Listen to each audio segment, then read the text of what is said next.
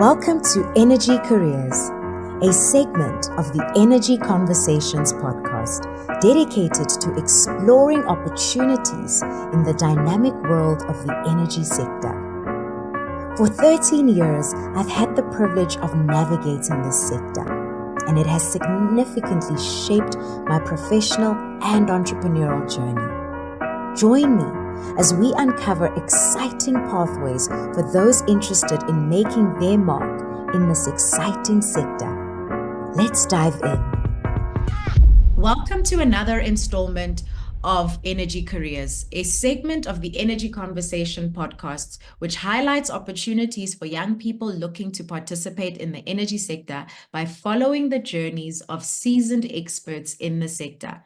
In today's episode, we will be discovering the energy journeys of Dr. Bongani, Khonjelwayo, Frank Hinda, and Nhlanhla Ngidi. Nhlanhla, if I can begin with you, please share your energy journey. How did you get involved in the energy sector? What did you study, and what has been your career path up until this point?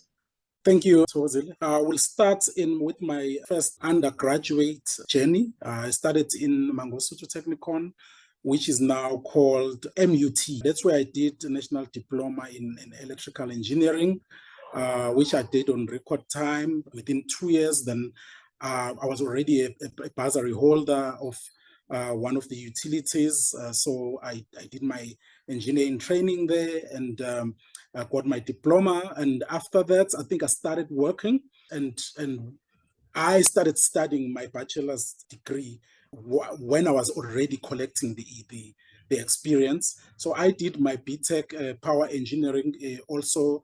At that time, now I'm revealing my age, it was still Natal Tech, and now it's called DUT. So I did my Bachelor of Technology there. I also did it in record time. So which basically means in the 4 years of starting my career, I already had my BTech with me, and I already was collecting, experience, in the sector. And then beyond that, also, I started doing postgraduate management degrees, which I also did, acquired from the business school in UNISA. And further to that, I did my master's in business leadership, also in the UNISA Business School.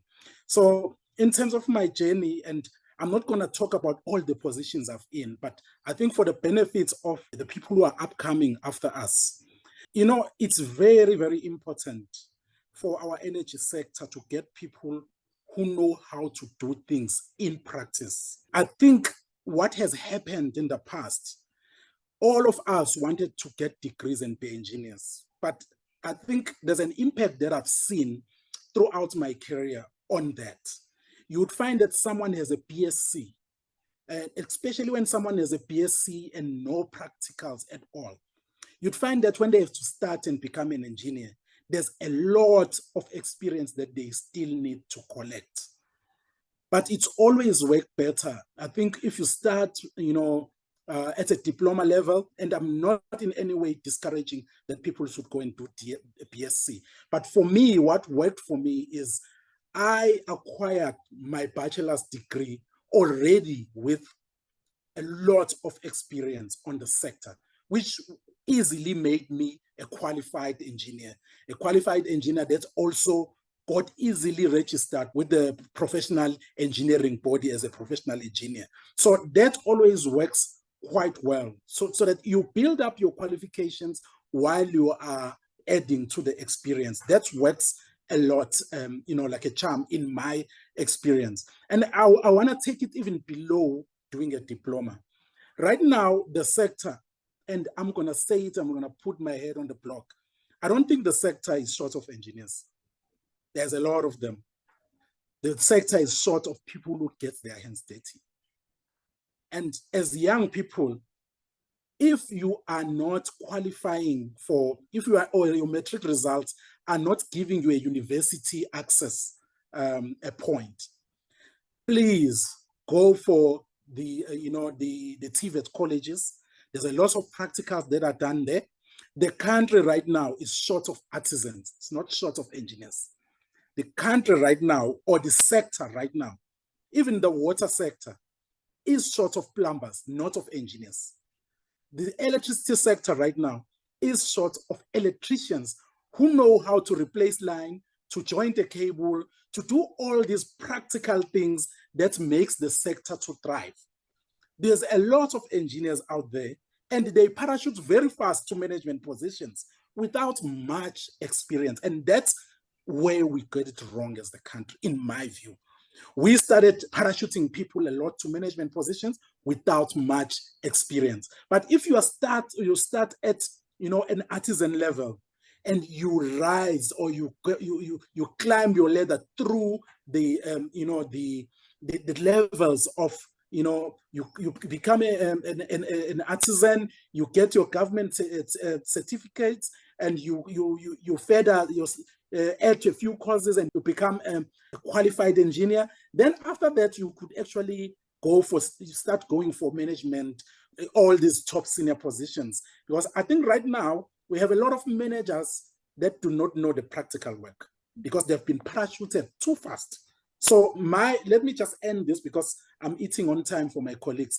I think my suggestion is for you out there, make sure, especially for even the job market, for the job market to actually recognize you, or for you to be relevant, you must do the studies that are actually practical for the needs of South Africa. And right now, we need more artisans and more people who do the handwork, not the people who do the thinking. We need people who do the handwork. The people who do the thinking, which is engineers, I don't think we've got a shortage of them. Maybe someone might differ, but I don't think we are short. Thank you. Thank you very much for that, Nhlanhla, and very passionate. I think, what key advice that really comes out of this is, one, just, watching your journey. It's your journey of ongoing learning, ongoing development. But I think a key point that you've highlighted that is worth noting is, around get your hands dirty, be willing to do the hard work. And I think more than anything, what is encouraging from what you're saying in terms of your story, you've given us a different view. Because I think a lot of young people get very discouraged if at the end of matric, they find themselves either not having, received the results that they had hoped for to be able to get into a university, or are faced with the challenge that we have in South Africa, that we don't actually have enough space in university. So you even find young people who have passed matric, who have, gotten the necessary marks, but just haven't been able to find space. And what that then says to us, or would say to any young person, is that that was not the only route to get to this top position that you want to have in your life, but that there are many more routes to get there, and that the route of getting practical experience, considering a TVET college, really then does open you up to actually being able to get the work done. And when you are eventually in a senior executive management position, you will not be effective if you actually don't know how the work is done, because then you'll easily have people pull the wool over your eyes because you don't know how to pull the line. And I think you've just given us a very different perspective to the one we ordinarily get. Frank, I'd like to hear a bit about your journey. How did you get involved in the energy sector? What did you study, and what has been your career path to this point? Yeah, my involvement in the energy sector goes back to all the way to 2001 and until today. So that gives me more than 20 years, more than 23 years involvement strictly in the energy sector, particularly around electricity. Now, at the same time, I'm an economist, didn't study engineering, didn't study electrical engineering. My journey goes back to me doing a bachelor's of economics at the University of Namibia. After that, in 2001, I got involved in the establishment of what is still called the Electricity Control Board, which was the regulator of electricity supply industry in Namibia.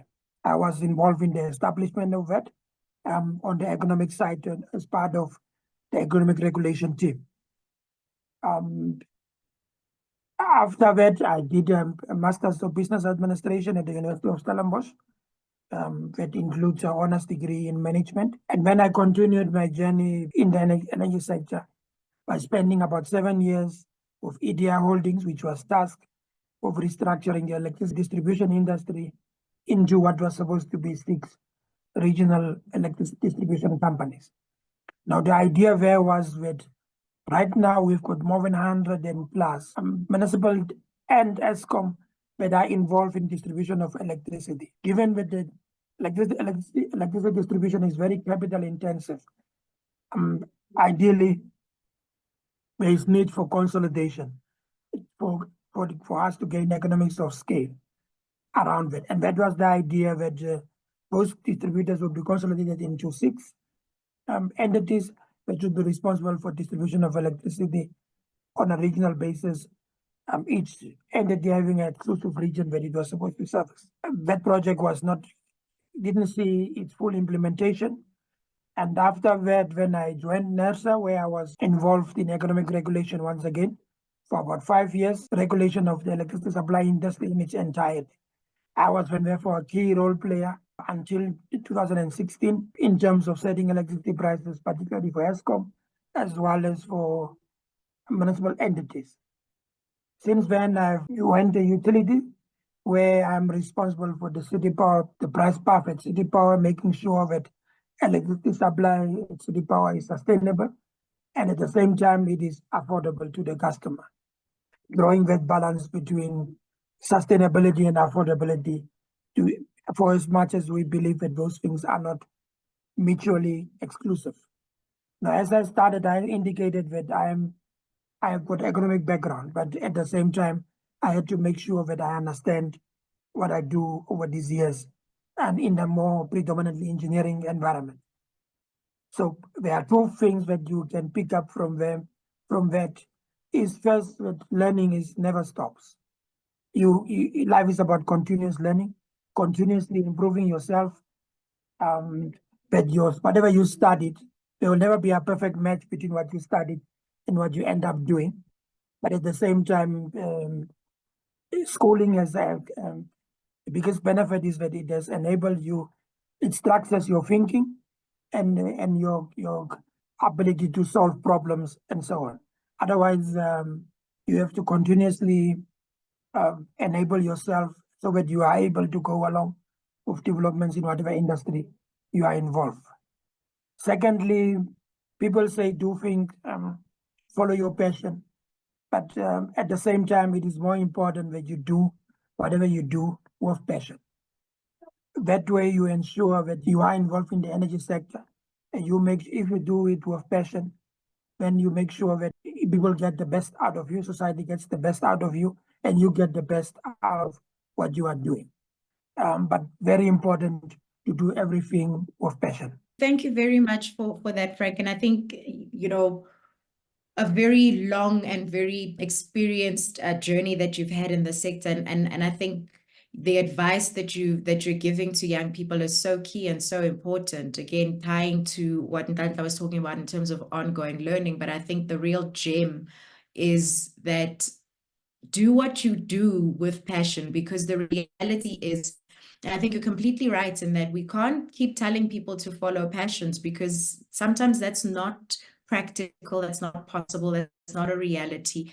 But you can do what it is that you are doing in your work, whatever it is, whatever task it is, to do so with passion, understanding that it has this broader and bigger impact. I think sometimes young people are seeing themselves just as a small little bit of a bigger machine, or they don't even recognize that they're part of a bigger machine, and not recognizing that the small efforts you put in have a knock-on effect in terms of the overall system. And if everybody, whether in the public sector, whether in the private sector, in NGOs, wherever they operate in, could take responsibility for ensuring that they are completing and doing their work and are doing so with passion, I think we a lot of the challenges that we are dealing with, a lot of the, mismanagement challenges or service delays or things like that, would really be dealt with if people just took that respect and that passion for the work that they are blessed to have,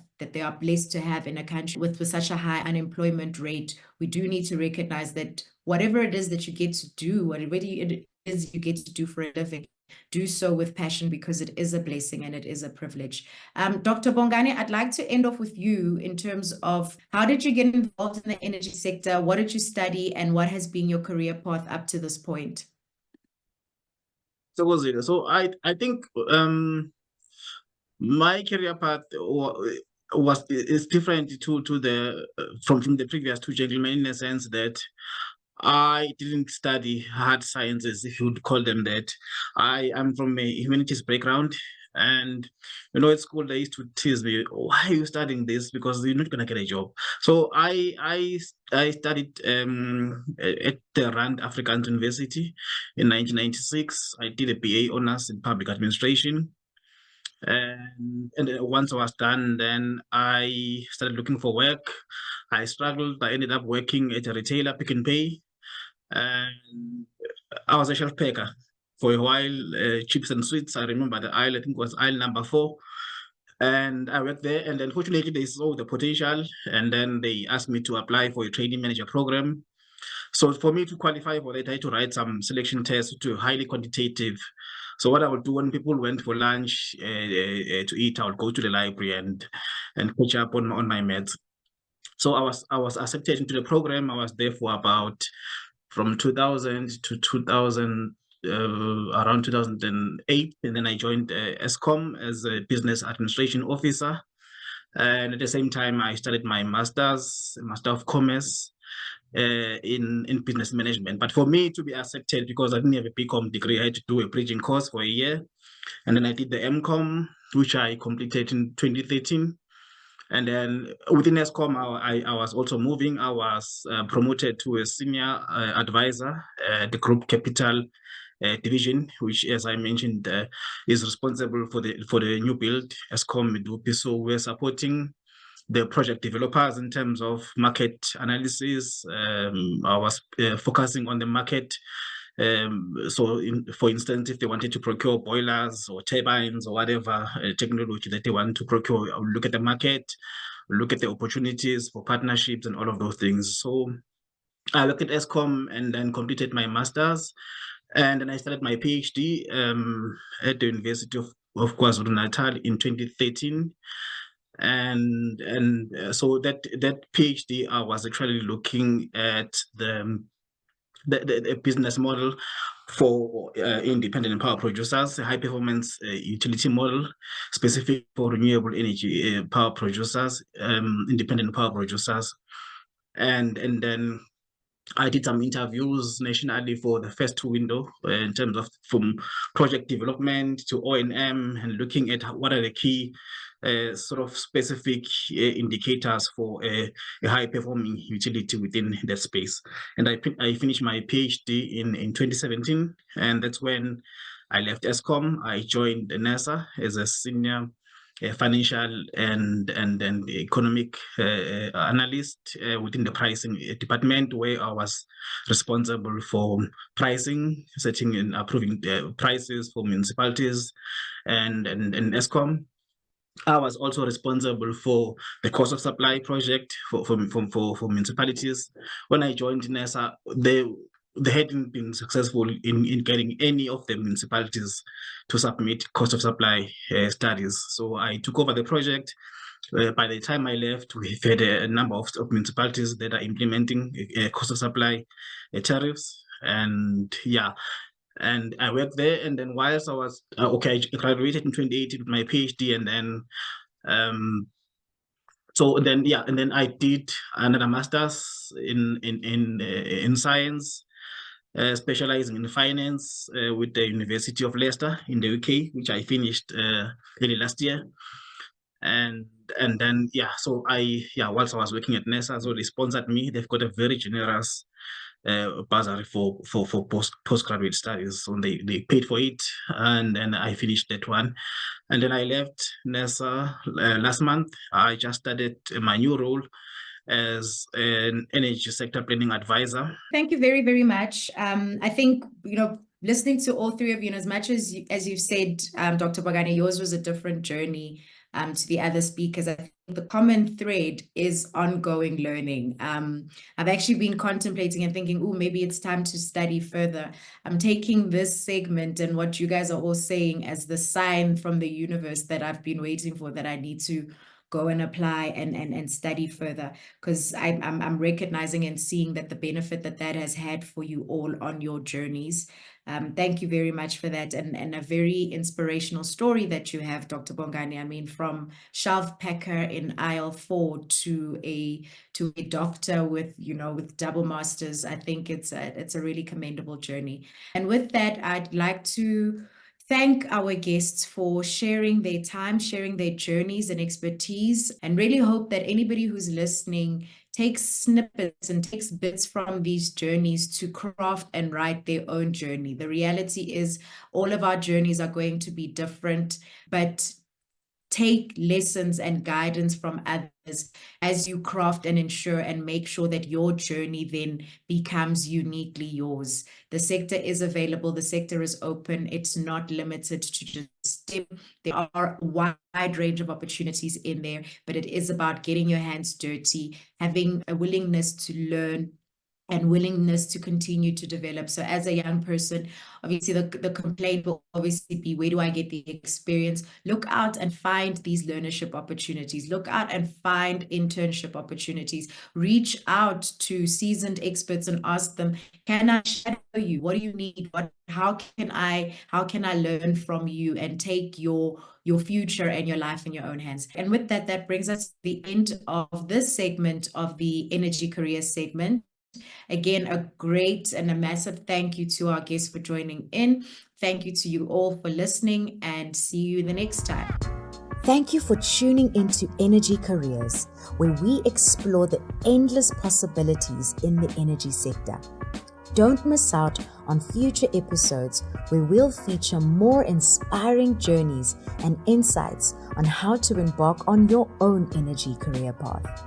Subscribe now to the Energy Conversations podcast and unlock the door to exciting opportunities in the dynamic world of energy. Your journey begins here.